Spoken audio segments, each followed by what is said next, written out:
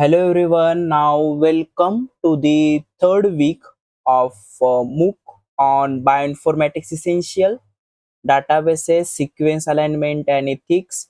This MOOC is brought to you by Department of Microbiology, KK Wag Arts, Commerce, Science and Computer Science College, Saraswati Nagar, Nashik, in collaboration with NIN Bioinformatics Services, and I am your resource person of this MOOC, Nishad Supugde, and we'll start with our module 3.1. Basically, this week will be your very interesting week.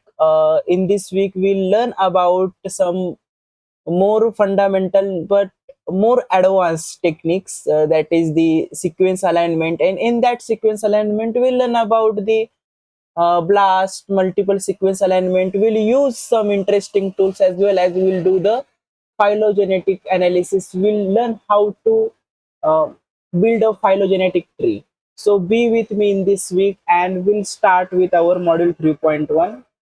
First question is, what is a sequence alignment? Okay. Sequence alignment is a way of arranging two or more biological sequences so that corresponding positions can be compared. Okay.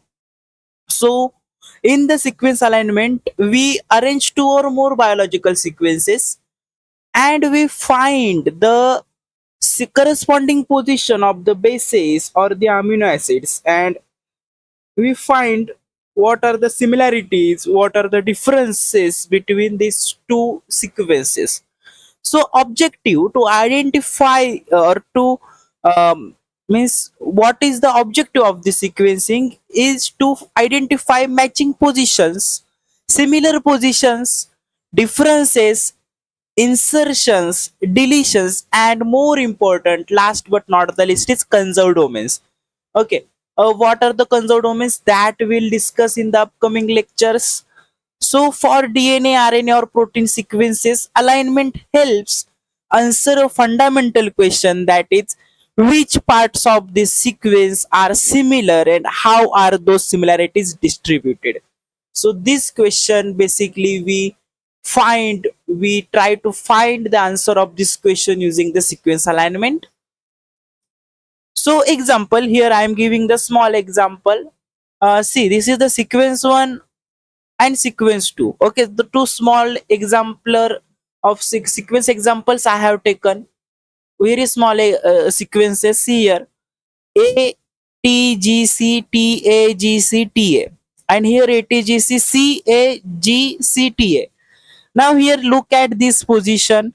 Now visually, by using pen or paper or by using your only visible power, only by seeing the sequence, you can say that, sir, here we have the this thing is unpaired, other things are similar. So here we can say that the alignment makes the differences visible. Now why do we need sequence alignment at all? Right, suppose two sequences are simply placed next to each other. Now see, these are sequences. Okay, and these sequences are placed to next each other. Okay, the same example I have carried forwarded here. Okay, now human can visually compare them.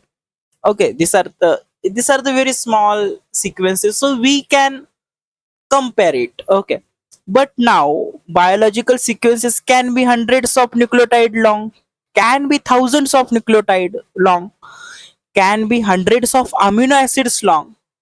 They can be highly variable and they may be different in their length. So therefore we require computational methods to determine which positions should be compared. Okay, so alignment helps transfer raw sequences into comparable sequences. Here, due to some technical glitch, I think this word is getting into the white color. But here you can see raw sequences into comparable sequences. So what is it means?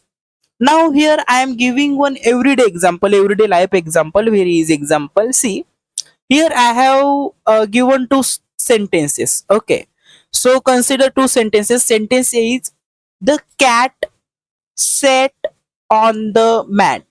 Okay, the cat sat on the mat and the cat is sitting on the mat.